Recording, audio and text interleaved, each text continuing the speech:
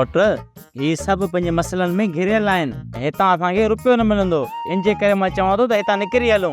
सोट तूं सही तो चवी, मूं त हिननि खे बेवकूफ़ बणायो आहे, पर हिननि सुञनि वटि त 1 रुपयो बि न आहे। जेकॾहिं हूंदनि त आणे ॾींदा। हाणे त हिते वक़्तु विञाइण अजायो आहे, इन जे करे मां चवां थो हितां निकिरी ॿिए ॻोठ हलूं।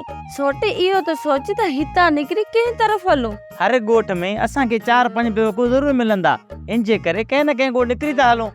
सोचूं था सोट, ॾींहुं बस सब्र कर, न त पोइ हितां निकिरी था हलूं। तूं असांखे सफ़ा ईअं छोरो छिनो कई पियो वञी, ईअं असां सां बेवफ़ाई न कर रजनी। छा कयां बास, हिते केर बि मूंसां शादी करण जे लाइ तयार न आहे। मां जो आहियां तो सां शादी करण लाइ तयार।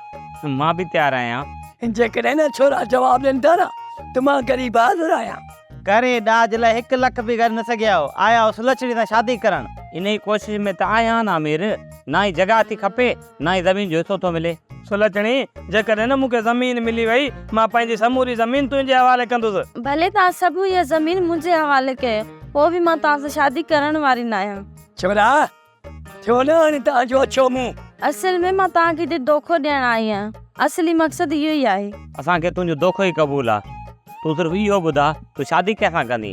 मुंहिंजो सोट सां मङणो थियल आहे, शादी बि मां इन सां ई कंदसि। छा? हा, तो त असां आशिक़नि खे सफ़ा रोले छॾियो। सभु कंहिंजा पंहिंजा नसीब आहिनि। सच तो चई, जॾहिं असांजे नसीब में शादी लिखियल ई न आहे, पोइ छा थो करे सघिजे। तॾहिं त मां चवंदो आहियां, पीरू आहे प्यार जो प्यासी, मिले रुगो मार थी।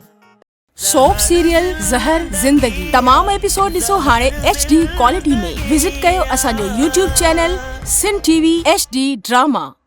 सब्सक्राइब कयो असांजो ऑफिशियल YouTube चैनल सिन TV HD ड्रामा ऐं वधीक अपडेट लाइ बेल आइकन खे क्लिक करियो।